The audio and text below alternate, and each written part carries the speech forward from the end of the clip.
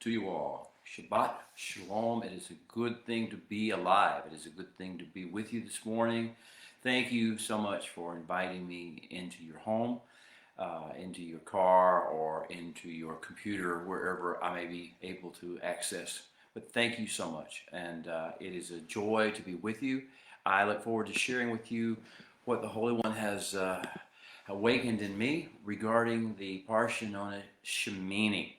This is the 26th Parsha of Torah. It is the Parsha that opens us up into the season of Passover, into the season of unleavened bread, the season of counting the Omer, preparing ourselves for the great Revelation revisitation on Shavuot, or Day of Pentecost as it's called in the modern world. So welcome, let us know you're here, let us know you've dropped by, and hopefully we'll have a chance to respond to your questions, your comments, any other things. This is Leviticus 9:1 through 11:47. This is the section of Torah that begins and inaugurates, I should say, the activities at the heaven on earth place. That's what I call the Mishkan, or the Tabernacle, as it's referred to in English language. The heaven on earth place. There's this beautiful place that the Holy One has ordained and designed. Since we left the garden, He wants to bring the garden to us. Since we did not, as a humanity, as a race, as a species, opted for knowledge of the fruit of the tree of the knowledge of good and evil, and to participate in that, and we'll talk more about that whole issue of good and evil. In Hebrew, it's tov, ra, the two contrasting elements that offset and balance each other in this world.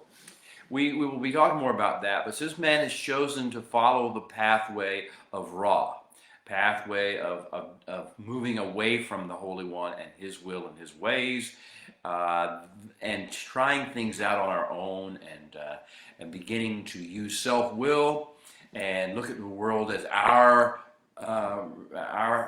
right to deal with it as we wish, to look at people, to judge them as we so desire and would want to think of His word and disobey it whenever we wish to, just ignore it whenever we wish to, and then to let our emotions become, especially negative emotions of Ra, become the powerful driving force in our life. That's what men chose to do in the Garden of Eden, and were cast out, sent out of the Garden of Eden into the world. But the Holy One did not intend for Adam or mankind as a species to be alone, and so He's prepared over a course of generations to bring back something important: fellowship with God, fellowship with our Creator. And instead of doing it in the garden right now, we're doing it in the world, but we're doing it at the heaven and earth meet place, the place where heaven meets earth. That's the tabernacle. What an interesting era we have just begun. But this week, Parsha Shemini begins to address how significant a change that requires of us. We must begin to step up to a higher level. If we're in the heaven meets earth place, we need to step up into a responsible level of heaven meets earth behavior.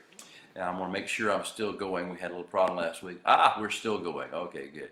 Now, this is the Parsha, therefore, of consecration and purification. I'll repeat those two phrases. They're very important. Consecration and purification. Now, those are just, of course, English phrases, English words. And they refer to Hebrew concepts, because all the revelation stream of the Torah, all the revelation stream the Holy One released over Moshe and over Bnei Israel and over all the earth. His heaven to earth revelation stream is in His language of Hebrew. And we catch it or we don't catch it. But so when I say the Parsha of consecration, I refer to a beautiful Hebrew concept of Kedusha, of releasing energy that fuels the heavenlies, that causes the stars and the planets to move, but also the four living creatures and the 24 elders and the cherubim and the seraphim to do what they do in the heavenly realms. This energy of the heavenlies. This is Kedusha, and to bring that to earth, Parsha of bringing that to earth, and stewarding it and managing it and not letting it become disoriented or become disaffected or merged or married or adulterated by the things of the world. So the Parsha of consecration is really the Parsha, the section we talk about Kedusha, of making ourselves ready to handle and steward this Kedusha. The second thing is purification. So it's a Parsha of consecration or Kedusha and also purification. And this is the idea of purifying, of bringing tahoraing, the idea of bringing the wholeness and wellness into us that is a picture of what's in heaven. So we have the Parsha of consecration and purification. Is your temple, is your heaven meets earth place ready for this? Are you ready to be responsible stewards in this current time? Are you ready to be stewards of Kedusha and keepers of the flame? Are you ready to walk in and manifest Tahora, the purification, the cleansing? Now this is Hebrew day 23rd of Adar Sheni, the second month of Adar in this leap year of 5782. 23 Adar. What that means is that by this time next week, we will be in not only a new moon, there will not only have been a Rosh Chodesh, we presume, but also as that Rosh Chodesh dawns, it will be the new year, the new biblical year as set forth. And I don't have time to go back to it, but exact Exodus 12, it begins to lay out the pictures of that new year. Now, as we begin the Exodus, this is the month of the Exodus from Egypt, but this is the new moon preceded that by 2 weeks, 14 days. So it's very significant. We're about to be at our first new year. Happy New Year to you all as we get ready for this. And this first 8 days of that new year, actually the first 12 days, but we'll get to that in the book of Numbers. The first 8 days we'll talk about now of this new year, of the first year after the Exodus, is going to be prototypical of every new year we'll ever experience. While the world celebrates its New Year's at a different time and in a much different way, we celebrate our New Year by rededicating our temples, our lives. That includes our minds, our thoughts, the words that we will speak, the vocabulary that we will allow to come into our head and out of our tongues, consecrating all those things back to its original purpose, and purifying, bringing holiness and wholeness and wellness back into those things, and our actions and our reactions and our behaviors in all matter. And we begin consecrating for these 8 days. This is an 8-day consecration ceremony patterned after what we're going to read about in Leviticus. We started it last week and we'll begin continue it today. The theme of Sefer Vayikra, this whole book, the book of anti-called, which is the Holy One's calling upon our lives, as he desires to reestablish this heaven meets earth place with us. His call of the bridegroom to the bride is be kadosh, or be in plural form kedoshim. Be holy, holy ones, as I am holy, he would say. That's the Holy One's message to you. And that is a conundrum, because we know we can't become holy. We can't be holy. In our natural lives as we live down on earth, we're always subject to corruption. We're always subject to profanity. We're always subject to abominations around us. Things that are injustices, all sorts of things are happening around us. And he says, no, nevertheless, your call is to be holy, become holy ones, as I am holy. And this heaven meets earth place of inspiration and empowerment comes from him. So this is the call of the entire Sefer, and we'll be right in the middle of that call this week. The sub-theme this week, for sure, is going to be, by those who come near me. Remember, this is the come near to him place, the heaven meets earth place. By those who come near me, I must be regarded as kadosh, holy. And before all the people, all the nations, before all the ones who don't understand or don't care, before all of them, he says, I must be glorified, not Bill, obviously. He, the Holy One, must be glorified before all people. That is our mission. That is our call. That is our honor. That is our privilege to serve in that capacity. All right.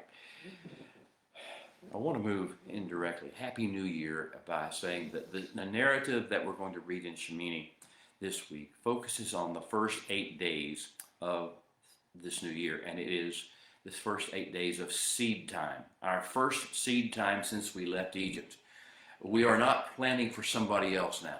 We're not planning for Pharaoh. We're not trying to graze a crop or a harvest, produce a harvest of bricks for Pharaoh. We're here to produce the holiness of God, the heaven meets earth place everywhere we go. The seed time season begins 1 through 8 of Abib or Nisan, the first month of the biblical year. This is the year, as we start the narrative of Torah, as we interject ourselves into Parsha Shemini. This will be the year, this new year, that we will leave Mount Sinai. And we will resume our pilgrimage, our return with the bones of Yosef and the seed of Abraham to the land of the promises of the Holy One, the landing strip of the heavenly kingdom, the beachhead for the invasion of earth by the creator of the universe and the restoration of all things. This is the land we're going back to. This will be the year in which we leave Sinai and head off in that direction. How will we fare? How will we impact our world? How will we steward the Kedusha we've been given? How will we handle the Torah instructions that we have been given to keep us pure and moving forward in the right direction and bringing wholeness wherever we go? That's the question. Well, we know the answer if we've read the rest of the Torah. We know that there are many pitfalls, many places we could fall, and we may come back another new year and another new year and another new year. But he says eventually, one day that new year will come when the inauguration of the Messianic kingdom comes. And we, as we have been working through this process and learning the mistakes and from the mistakes that we make, he will bring us into all fullness. This 8-day period is the prototype for each individuals and each age, generations, period of newness of life. What does newness of life look like? What should it consist of? When we have found new life, what should it immediately involve? That's where this is going. The pattern of this whole first of the day of the first month, the first few days of the first month, is set by Genesis 8:13 through 15. That's the story of Noah and the flood and the ark. Did you know that the ark, the waters were dried up on the first day of the first month in the 601st year of Noah's life, the first day of the first month. So we have this first day of the first month beginning a new season, a season of consecration, a season of getting it right this time. On the first day, and Genesis 8:13 says, and it came to pass in the 601st year, in the first month, the first day of the month, Rosh Chodesh, this first day of the month, the waters were dried up from the earth. And Noah removed the covering of the ark, and he looked, and indeed the surface of the ground was dry. What does the dry ground mean? It's ready for seed time. It's ready for seed time, beloved. It's ready for us to begin to plant those seeds. Now, Noah was talking about the seeds of a new generation, a new world, a new world order. And he could do it right or they could do it wrong. But here's the issue. We have that opportunity before us again. And then he says that a certain period of time elapsed. And it was the second month, on the 27th day of the month. And the earth was dried, and all powerful one spoke to Noah and said, go out of the ark, you and your wife, and bring your sons and your sons' wives with you, and bring with you every living thing of all the flesh that is with you, birds and cattle and every creeping thing that creeps on the earth, so that they may, abound on the earth and be fruitful and multiply on the earth. I hope you're feeling the sense of the rush of seed time, the rush of new opportunities, new possibilities, a new season of harvest waiting for us. But it is our responsibility to steward the Kedusha, to steward the energy, to steward the seed of holiness that we have received and of wholeness that we have received, and begin to produce the right fruit. Calendaring notice. For you, those of you who are watching, and maybe you already know this, I hope you do, but I'm going to give you a little calendaring notice because of the importance of the time we're in. This is the 26th, 23rd day of Nisan, of Adar Shani. And that means that we're back to that Rosh Chodesh Nisan, and that's going to be evening of April 1 through April 2. That will be our new year, the great nations that was promised to Abraham, our New Year's Day. It's not the New Year's Day for the rest of the world, but it is a New Year's Day for Bnei Israel and this new counterculture kingdom that he's putting on the earth. Then April 14th, the evening of April 14th, the evening at sundown, we have Pesach, or it's also known in the Western world as Passover. And that is a special night. It's on a Friday night this year. That has some implications we'll get to later. But then the next day, April 15th, and then the whole 7 days for 22, we have what's called Hag HaMatzah in Torah, the feast, the festival of unleavened bread. We unleaven. We completely divorce ourselves from the things that colored and cause fragrance into our world, and begin to download the heavenly things and re-leaven with the heavenly things. The season of counting the Omer, which falls out with Hag HaMatzah, will begin also on April 15th at sundown. It will go for 49 days, and then the 50th day, June 5th into June 6th, June 5th at sundown and June 6th, is Shavuot, or also known as Pentecost in the Western world. So we have some major events coming. We have some major transitions beginning to take place. We have a seed time opportunity laying before us. But the question is your heaven meets earth place consecrated within your soul, within your heart, within your mind, within your vocabulary, within your reaction matrix, within your emotion control mechanisms? Is your temple consecrated? Has it been set apart? Has it been Kedusha? Are you ready to receive Kedusha, energy from heaven, into it? And secondly, are you ready in this coming year, in this harvest time that's coming, in the seed time and then the harvest is coming? Are you ready to serve the nations as light and the ecosystems of earth as the shade of your Creator? That bring life force, that brings forth his evidences and his truth into every facet of creation. Those are the questions on the table for us today. And I pray your answers will be, I am ready. I am ready. All right.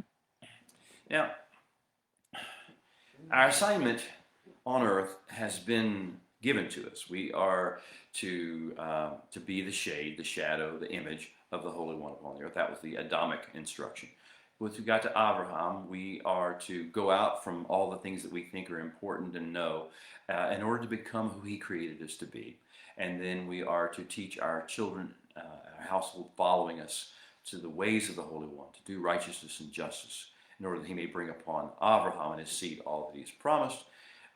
We are to be a blessing to every family on the face of the earth. These are Abrahamic part of the blessing. And then we get into the Bnei Israel blessings. And we are to become the kingdom of priests, the kingdom of kingdom representatives, ambassadors, emissaries of the Holy One.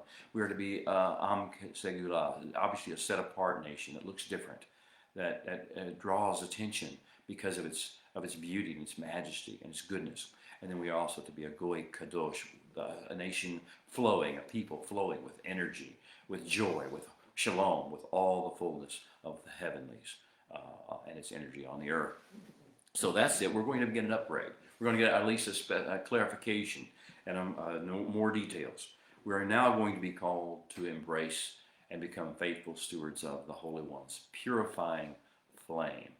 His flame is a powerful thing, but it is not a punishing thing. His flame is a purifying flame. His flame is a refiner's fire, not a destroyer's fire. Please understand that. Are you ready to embrace it and to become faithful stewards of the sparks of that flame? Well, let us touch our spirits. Let's open our spirits up with the Baruch Hu. Baruch Hu Adonai Hamvorach. Baruch Adonai Hamvorach Leolam Vaed. Baruch Atah Adonai Eloheinu Melech HaOlam Asher Bakar Banu Mikol Ha'amin V'natan Lanu Et Torato Baruch atah Adonai, noten haTorah. Amen. The first passage that I want to read to you today, to begin to focus on today from the Parsha, is Leviticus 9:22 through 34. By way of introduction to it briefly, this is on the first day of Nisan, or the first day of Aviv, as we may call it. This is their New Year's Day. And on that New Year's Day, the Holy One has sent Aharon, the tabernacle is erected and ready, and now we're getting ready to get everything going. And this is going the first to the 8th day. We're going to the 8th day, and this is the 8th day of Nisan. And Aharon, the priest, the high priest, the brother of Moshe, or Moses as he's known in the Western world, has gone up, and they're both in the tabernacle. They're both preparing the first day's service. The priests, the Kohanim, that's Aaron and his sons Nadab, Abihu, Itamar, and Eleazar, those five, and Moshe, that being the sixth, are now in the tabernacle, and they're about to invite everybody to come to the door and require. This is the actual inauguration of the tabernacle. And so a lot of things have happened. The procedures have been spelled out as to how you inaugurate your holy place, your heaven come to earth place in your world. And it involves the korbanot that we've been reading for about the last 2 weeks. But here we are. Then I'm beginning with verse 22 of chapter 9. Here's how it will read. And then Aharon lifted his hand toward the people, and he blessed them. And now we know this will be the Aaronic blessing, but we're going to go to that right now. It's in Numbers. And he came down from approaching the Holy One with the Korban Hatat, the Korban Olah, and the Korbanot Shlamim. Your English Bibles will probably read something like sin offering, and the burnt offering, and the peace offerings. So Aaron is coming down. He's blessing the people, and he's coming down from the altar in the presence of everyone. And Moshe and Aaron go into the Ohel Moed, the tabernacle, the tent, the place where the tent within the tent, the place where the menorah is, and the table of showbread is, and the altar of incense is. And then they come out. And when they come out, they bless the people. Both of them together bless the people. Again, I hope you're feeling the blessing, the atmosphere. This is not in the outer skirts of the camp. This is not in the nature of the world. We're in a very special place at a very special time for a very special reason. And this special blessing is pouring out. This is the energy of Kedusha. This is what happens in the Kedusha. You have people releasing the blessings. Well, so they come out and they bless the people. And then it says, and then Kaved Hashem, or Kaved Adonai, the glory, the heaviness, the weight, the weightiness, the majesty of the Holy One appeared to all the people. I hope you get this. The majesty of the Holy One, the glory of the Holy One appeared to all the people.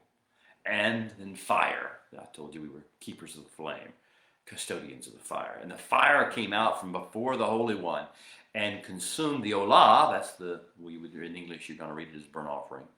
And the fat on the altar, which would come from the shlamim and the hatat. And when all the people saw it, something amazing happened. This is, again, the inauguration of the tabernacle. We've never seen this before. And the fire comes from heaven. The Holy One's kavod, his heaviness, his weightiness, his majesty fills earth. Heaven touching earth, our heaven touch earth place. And the people saw it, and then they did that. English, I think it says it, she shouted, or they shouted for joy. The Hebrew verb is ranan. It means to trill, to alternate back and forth between two notes that are close together but very clearly distinguishable. Major, minor. This is a very beautiful thing. Now, the reason this is so important, this is what they did. Whenever the people saw the fire and the glory of the Holy One, the majesty of the Holy One, and it consumes the fat on the altar, the people did this ranan. And this ranan is like a trill, alternating these melodies. It's frequency release. And now, the reason this is important, because when you get down to the end of the Torah, the Song of Moshe, and Deuteronomy 34, in verse 23, at the end of the great song, the culmination of the great song of Moshe about the history, the future of the world, the whole life story of humanity upon the earth, it's going to come down to this. It's going to say, and the nations are to run on with Bnei Israel, with the people of Israel. the nations will run on with us. We will all sing this same trill. We will all join together. And I want you to understand two notes. They trill between two notes. And the notes are the heavens and the earth coming together and resonating together in perfect harmony. That's the Ranan. So the first thing the people did when they saw the fire from heaven, when they saw the majesty of the Holy One touch earth, is they Rananed. And then after making this sound, or as they were making this sound, this amazing transformative sound upon the earth, they fell on their faces. They completely surrendered their identity, their purpose, their mission. They surrendered to the beauty and the majesty, and they just became vessels of the Ranan trill. The Ranan specification of heaven is meeting earth, and this is the sound that it makes when it meets the earth. All right, so if you understand what just happened, now perhaps you understand why what happened with Nadab and Abihu, what they did next, is not going to be permissible. Not in this environment, not with this context. Many people have done things worse than Nadab and Abihu, have not died as a result of it, and at least not immediately. But that is not this situation. This situation is in the most holy moment since the Garden of Eden. In this most holy release of divine energy into mankind, someone totally profaned and blasphemed it by taking their own ways, their own ideas, their own concepts into their hands. All right. On the 8th day, grand opening of the Tabernacle, or the Mishkan, this heaven meets earth place that we so love, it became a prototype for the day of the Holy One and the first day of each new year for us. Our New Year's celebration is about this, about learning to run on again, about learning to receive the blessing again, of the Kedusha energy again, and about learning to fall on our faces and surrender, self-deny, give up, die to self in order that He might be fulfilled, that His will might be fulfilled. So we will start, the Parsha began with a great promise being made. The Holy One will appear to you today. Moshe makes that promise. The Torah makes that promise to Moshe first, then Moshe makes a promise to the people. The Holy One will appear to you today. Well, He did, and that's what we read just a moment ago. And then we see the next few verses, chapter 9, verses 7 through 23, are all about the Kippur, or atonement protocols, the various different korbanot that are brought, the ways in which humanity's failures are presented to the earth, to the Holy One rather, are presented to the Holy One, and He heals them, or provides a protocol of healing for those. And then we see the blessing, which is the first thing that happened, the fire fall, chapter 9, verse 24. And then in chapter 10, we begin to see the abomination of desecration, the abomination of desolation, the picture that is drawn by Nadab and Abihu as they desire to do their own thing. And they mix the holy with the profane. They mix the pure with the impure, and do so and the Holy One's, the fire that came forth and consumed Nadab and Abihu when they were engaged in this abomination was not the fire of judgment. The fire was here, and they engaged it. And when it's like if you want to stick your hand in a burning fireplace, you have the right to do that, but your hand will be burned. Well, that is what happened with Nadab and Abihu. This was not retribution or judgment. This was merely the consequence of the behavior that they did at the place they chose to do it, and the time they chose to do it. We are called to a season of seed time and harvest, but we're supposed to plant His seeds, not the seeds of false fire, strange fire. Well, this brings us to another purpose mission in this process, and in the place of Torah. And so as we step into this higher level of responsibility, as the heaven meets earth place comes into every facet of our lives, we're going to revisit this issue of good and evil that we found in the garden, because the garden was where we were introduced to good and evil. And as we come to the second garden, which is the tabernacle coming into our world, the heaven meets earth place coming into our lives and our realms, then we must reintroduce ourselves to the issue of Tov and Ra, or good and evil, as the English royals say it. I always encourage people to open your minds and open your hearts in the deepest way when we're talking about the Torah in general, but especially when we're talking about Tov as opposed to Ra. Tov, good, is not a matter of morality. It's not there may be moral implications to it, but it's not about that. Tov is what brings ecosystem nurture and functionality, which fosters and encourages and empowers the ecosystem that the creator of the universe made to function at its best. That's Tov. That's good. Good is not measured in terms of morality. It's measured in terms of functionality. Does this make the world a better place? Does this make the creation function better? Light was good. Why was light good? Because it's the first thing that's described as Tov. Because it makes everything function. It brings beauty and fruitfulness and harmony and shalom and energy into the world. And it brings cross-generational sustainability. Without the light, there would be no harvest. There would be no seed time. There would be none of that. We wouldn't even be able to see what we're doing. And so light is Tov. And is the first thing. And everything that comes out of light comes forth can be Tov. And that's the idea. Tov is measured in terms of ecosystem nurturing and maintaining functionality. All right, now we get the idea of Tov. That's, again, we're going to come back to face this because there's something else in this world besides Tov. That's Ra, or evil, as it said. But again, evil, we have these connotations in English about what evil means. Evil is not some moral failure. Evil is merely the opposite of ecosystem nurturing functionality or ecosystem maintaining. It is not nurturing and fostering the ecosystem to produce itself well and be full of beauty and fruitfulness and harmony and shalom and cross-generational sustaining. Ra is taking it the other way, and it's counterbalancing it, and it is full of things. And so Tov has Kedusha energy in it. Ra has Kol energy, common, profane energy in it. That's why, it's important. You will learn to read Tov versus Ra in people's conversations. Whenever they speak of common and profane things all the time, they are energized by Kol. And that means they are flowing in the direction of Ra, which is going to be counterproductive to the ecosystem that the Holy One has designed, not Tov. But so first thing is Kedusha versus Kol. In English, we would say the holy versus the profane. That's the term. Or Tov versus Ra. Tov brings forth Kedusha. Ra brings forth the Kol. If you hear people who curse all the time, who are profane or vile or lewd in their comments or the discussions, you understand which one they are. Are they in the Tov realm of Kedusha? Or no, they're in the Ra realm of the Kol. The second second layer of the Tov is Tahora, or purity, cleanliness. It is this sense of wholeness, going toward building wholeness and productivity and fruitfulness. The opposite of that is Tuma. Tameh is the state, and it means decomposing.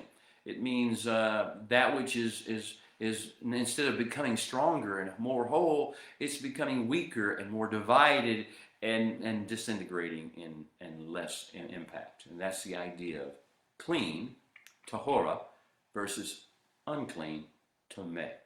It is not a matter of whether it's dirty or not. It's a matter of whether it is bringing about wholeness in life or whether it is bringing about decomposition, destruction. We're going to talk about some animals who are tameh. And why, at least in the fallen state of the world that we're in right now, certain animals like the pig, certain sea creatures like the lobster and the shrimp and the catfish and the shark are unclean, not because they're dirty, because they are about decomposition. They are all about destroying. They're part of the garbage collection, garbage removal system of the earth. They root, they dig, they eat things, they destroy viruses, pathogens. These are all part of the decomposition, the Tuma realm. Okay, so now you get to layer one was Kedusha. Tov, layer one was Kedusha. Layer two is Tahora, or holiness and cleanliness. And over on the raw side, on the unclean, the evil side, as we think about it, was Kol. It was Ra, then Kol, then Tuma, or Tameh. And that ultimately leads to a state, a full Tameh, which is Za'arat, or the death plague. And then there's one more layer, the ultimate layer of the Tov, from Kedusha to Hora, you go to Tamam, and that is wholeness, completeness, perfection, as it would be called in the English language. But it's not perfect like sinless. It's perfect in the sense of it is really fully functioning as it was designed to function. The second, on the other side, comparing to Tamam, will be Toebah, which is abomination. And we will hear it read that certain things are an abomination to us in this Torah portion today. And we will understand why. But what that means is that they are the ultimate fulfillment of what not to do, how not to represent our King, how not to bring about ecosystem nurturing functionality, but instead bring it to a state of destruction. All right. We are at a segue in our discussions between two great discourses of the book of Vayikra, or Leviticus. The first discourse that we've already concluded is the Korbanot discourse, which talked about how to approach the Holy One in his holiness and to take care of the gaping holes or the gaping wounds or scars, the fissures that are in the human soul by virtue of the fall, and have those covered as we come into his presence. That was the first discourse. The second discourse that we are beginning this week will be the Kedusha Discourse. And that will begin after the Nadav and Abihu experience and begin with the Holy One speaking to Aaron and then begin to tell us all, the whole nation of Bnei Israel, as to how to implement and maintain Kedusha. And that will take place for chapter upon chapter. This is the central discourse of Torah. This is the critical factor. This is the ultimate extreme bridal makeover protocol laid out as we've talked about before. So, the Holy One is about to get up close, personal, and invasive in our life. I want to read another section of the Parsha, and that is chapter 10. When after the Nadav and Abihu experience, in chapter 10, let me make sure I'm still going here. Yeah, still going. Okay, good. Thank you, technology. In chapter 10 of Leviticus, after the Nadav and Abihu debacle, and after they touched fire, they touched holy fire when they should not have, and they brought their own fire. And then while everyone else was laying on the ground, surrendering their lives, surrendering their wills, and trilling in this Ranan sound where heaven meets earth. When that was happening, Nadav and Abihu did what they did. And of course they suffered the consequences because they touched what the burning. And then Moshe said to Aaron, this is what the Holy One spoke. This is verse 3 of chapter 10. This is what the Holy One said, saying, by those who come near me, I must be regarded, treated as kadosh, as holy. And before all the people, I must be glorified. Well, that obviously didn't happen. That's a quote from Exodus 19, verse 22, from the preparation for the great theophany, chapter 20, that by those who come near me, I must be regarded as holy. And before all the people, I must be glorified. So Aaron held his peace, and we see that he didn't stop what he was doing. His mission as the king's representative took precedence over his mission as the father of two sons who had just died. And then Moshe called Mishael and Elzaphan, the sons of Uziel, the uncle of Aharon. He called his cousins and said to them, come now, carry your brethren from before the Mishkan, the tabernacle, out of the camp. And so they went and they carried them out by their tunics out of the camp. Now the holy garments that the sons of Aharon wore, the Nadav and Abihu wore, they did not burn. Only the men themselves burned. They carried the tunics out, as Moshe had said. And Moshe said to Aaron and Eleazar and Itamar, his sons, do not uncover your heads. Don't tear your clothes. Don't use typical signs of mourning in this process, lest you die and wrath come out upon all the people. But let your brethren, the whole house of Israel, bewail the burning that the Holy One has kindled. You are not to go out, I should say, from the door of the tent of meeting, lest you die, for the anointing oil of the Holy One is upon you. And they did according to the word of Moshe. And then, here we go, then the Holy One spoke to Aharon. Now, divine speech is something I focused on a lot, and I hope you're beginning to focus on as well. When it says that the Holy One spoke, this is in his words, in his timing, in his cadence, in his rhythm, with his tone of voice. Here we go. He's speaking to us. He wants us to know what he's thinking. He says to Aharon, do not drink wine or intoxicating drink, whether you, your sons with you, when you go into the Mishkan. If you're going into this heaven meets earth place, as you're engaging yourself with the heavens meets earth place, don't drink in general, but don't drink when you're going to the heavenly meets earth place, lest you die. And it is to be a statute forever for you among your generations. In order that, here's the purpose. We're getting to the purpose clause of what a Kohen, a priest, a kingdom representative, a kingdom ambassador or emissary, which we are all called to be a kingdom of those things, but these are our forerunners, our models, the sons of Aaron. He says, this is what that you may distinguish between that which is kadosh and that which is profane, or that which is kol, and between that which is tahor and that which is tameh, or that which is clean and that which is unclean. Again, I told you those dichotomies between tov and ra. Well, he's laying these dichotomies out for you, that you are to make a distinction. Now, in Hebrew, the word is badal, a verb, badal.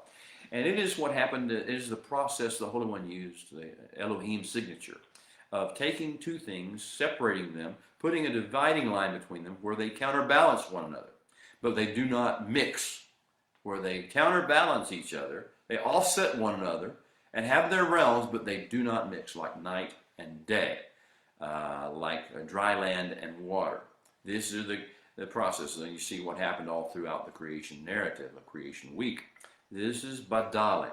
So he says, you are to badal between the holy and the common or the profane, between the kadosh, that which flows with Kedusha energy, and that which flows with destructive disintegration energy, and that which causes division and separation and confusion.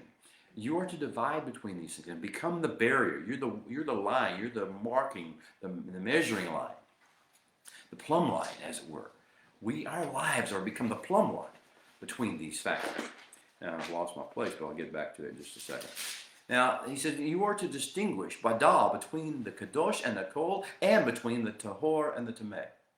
And most people think these have all gone away. This whole process is no longer important because of some teachings that come forth from the replacement theology. But here's the reality is, if we're going to have a next to me place, if we're going to have a heaven meets earth place, if we're going to become that, then we are going to have to take up this mantle of the Kohen and begin to distinguish and make a separation between that which is kadosh and that which is kol, and between that which is tahor, clean, that which is unclean. And the line needs to stop at us, at our speech, at our thoughts, at our conversations, at our interactions with the world, at our business transactions. The line between the holy and the profane needs to stop with us. We are not to cross over that line.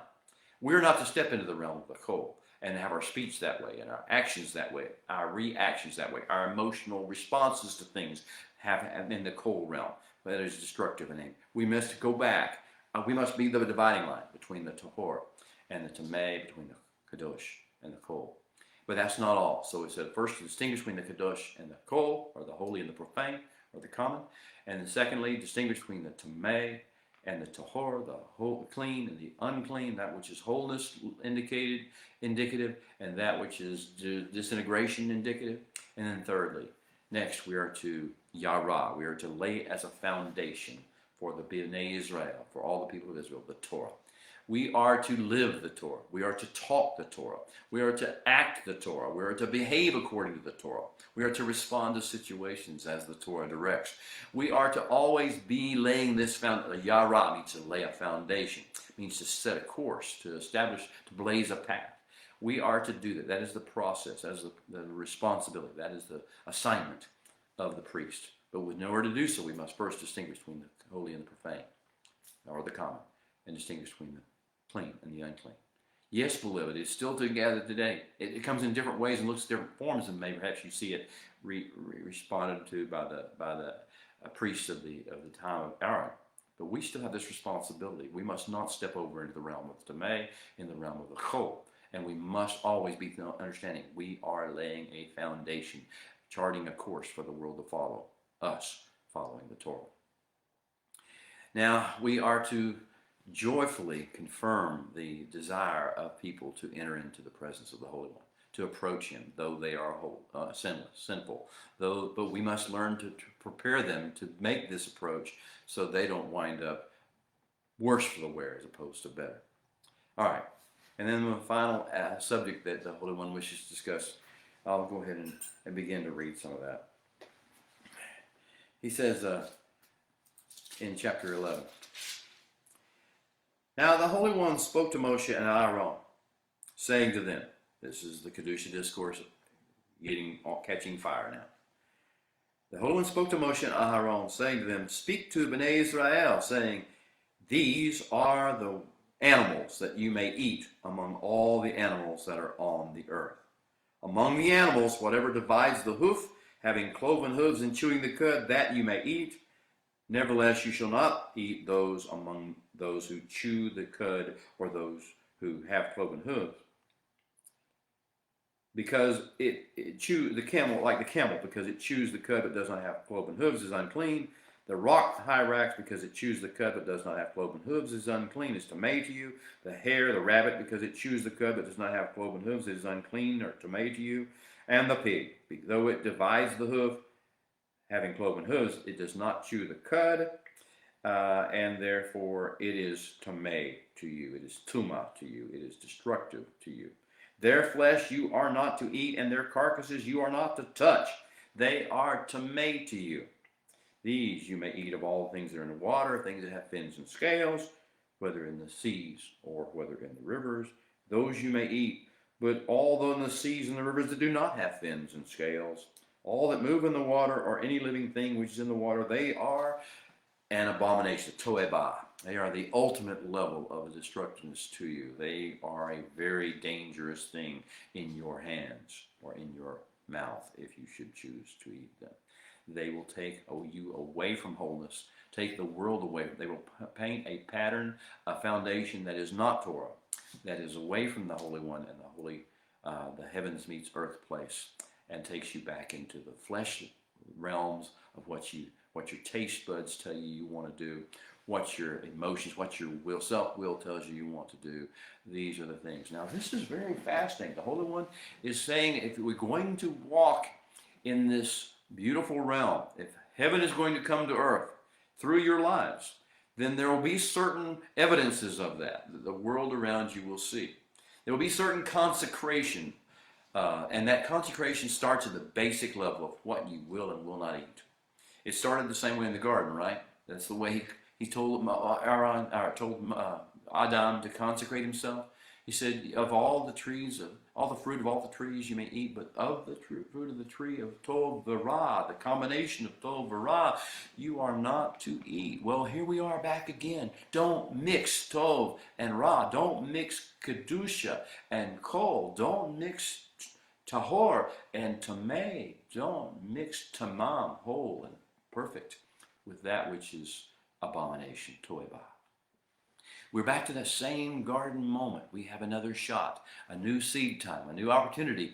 And here we go again with this process. Well, why is food so important? Why does he care what we eat? Oh, because at the very basic level, human beings must eat to live.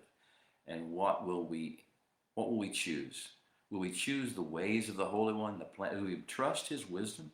Do we trust him to care enough about us to make these decisions? I mean, this is just one issue. We're going to talk about how you speak, how you behave, how you react to situations around you. There are so many ways, but the food is just sort of an entry point issue of, will we allow ourselves to hear what the Holy One is saying, to fall in line with him, to trill, to share heaven and earth, make it coincide and make it be resonant with each other, make it harmony, as opposed to disharmony, which is what the unclean and the cold, profane things do. You understand, all profane speech, for instance, is disharmonious with the kingdom of heaven. You can't mix the two.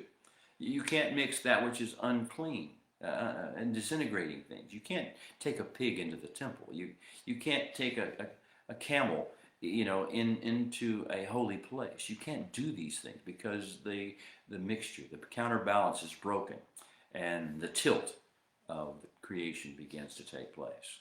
We are designed to lay this beautiful foundation, chart this beautiful course of the Torah, which is the will of the Holy One for humanity. We must evidence that, and therefore we must walk in these ways. It starts with food. It starts with the idea of what we will and will not eat. And this is particularly talking about living creatures. I mentioned earlier Genesis chapter 8, and that was, of course, the issue of Noah and coming forth from the ark. The first thing he talked to him about, what you can and cannot eat. And don't eat blood. Don't kill. Don't let the blood be shed. Now that was said. We're going deeper. We're going deeper. We're going to chart this course now as B'nai Israel, not as the Noah generation. If we're going to chart this course as B'nai Israel, back to the ways of the garden and the intimacy of the garden for mankind and the Holy One, and purpose and destiny, and fulfilling the purpose of the creation, the earth ecosystem as it is, the species, all the species of the creation, and all the flora and the fauna of this creation. If we're going to make this as Eden, make this land be as Eden, then we must learn to follow his instructions and separate the holy from the profane, the clean from the unclean, and the whole and wholeness inducing from the abomination and disintegration manifesting. Well, at the end of chapter 11, the Holy One explains. He has all gone through all the things that of the living creatures of earth, what you should and should not eat because of not health reasons necessarily, although I'm sure there are good health reasons, and I've read many of them, and you have too probably. But that's not really a health issue. It's an issue of kingdom ecosystem management. We are to be the separating point. We are to be the dividing line. We're to be the man with the measuring line in our hand. We are to be the point at which the unclean realm, the profane realm, stops and does not enter into our space. We are to bring forth and evidence and manifest and emanate the holy and the clean and the whole. So we get to chapter 11, beginning with verse 43. And we'll read the conclusion together. Before we do so, let me just say, open our eyes, O Holy One, that we may see wondrous things in your Torah. For we are but strangers in the earth, so do not hide your commandments from us. So verse 43 says, you are not. This is the Holy One of the Creator of the universe speaking. And he's speaking to all B'nai Israel, to all the world. This is his speaking to the man who would be his priest, kingdom of priests. You are not to make yourselves abominations. You are not to make yourselves toebah. You're not to make yourselves that with any creeping thing that creeps, nor shall you make yourselves tamei with them. Not only are not to be abominations, you're also not supposed to make yourself tamei, unclean with them, lest you be defiled by them. We are supposed to be a holy people. How can we be a holy people if we are being defiled by things that defile? Verse 44, the Holy One speaking, for I am the Holy One, your God. You see, this is all about his godship. It's about who he is and who he is to us. This is not about whether it's legal or illegal or legalism or unlegalism. This is about him being the Holy One and us being his people. So he says, I am the Holy One, your God, who brings you up. Well, I should go forth back to 44. You are therefore to consecrate yourselves. I said this is a week of consecration and purification. You are therefore to consecrate yourselves, and you are to be kadosh, kedoshim, holy ones. You are to flow in my holiness, for I am holy, he says. Neither are you to defile yourself with any creeping thing that creeps upon the earth. For, again, verse 45, he continues speaking. The Holy One says, for I am the Holy One who brings you up, not brought you up. This is, we would think he would say in past tense, brought you up or brought you out. In this case, he says, I am the one who brings you up. I am the one who elevates you, calls you to come into a higher realm. Again, back to Jacob's ladder process. The angels going up and down the staircase. The ascendancy. I am the one who causes you to ascend into the holy realms. When the heavens meet the earth and have the heaven meet the earth place, I am the one who causes you to come up into the heavenly realms with me. He says, I am that one. Verse 44, verse 45, for I am the one who brings you up out of the land of Egypt to be your God. And you are therefore to be holy. He repeats it again. You are therefore to be kadoshim, holy ones. You are to be kadoshed, full of kedusha, energy, back in the heavenlies. For I am holy. And then verse 46. This is the Torah of the animals and of the birds and of the living creatures that move in the waters and every creature that creeps upon the earth, to distinguish, to bada, between the unclean or the tamei and the tahor or the clean. Between that which is bringing wholeness and life and nurturing the ecosystem and that which is bringing destruction disintegration, removal of waste, and causing a great swell downward. To distinguish between the unclean and the clean, and between the animal that may be eaten and the animal that may not be eaten. We are starting at the base level over the next few chapters, over the next few parshas. As we get through into Passover and unleavened bread, and we unleaven things, we are learning what is it that we need to let go of out of our lives. What things that the world around us tells us are normal, things tells us are something we would like, that they tell us are, quote, good, but not, we would know, are not tov. What are the things that we disavow because of who we are called to be, because of who our God is, and because who He has made us and is making us into become? Well, Shabbat Shalom to everyone. I'll bless you with a good day today, a good Sabbath. May your times of study on your own or with your fellowships or your home groups or whatever you have, may they be blessed. May you find yourself preparing for Passover, for unleavened bread, for Seferet HaOmer, and for Shavuot. A great time of seed time to you. May this year, your harvest, be beautiful in accordance with the will and the planning and the timing of our Creator. Shabbat Shalom.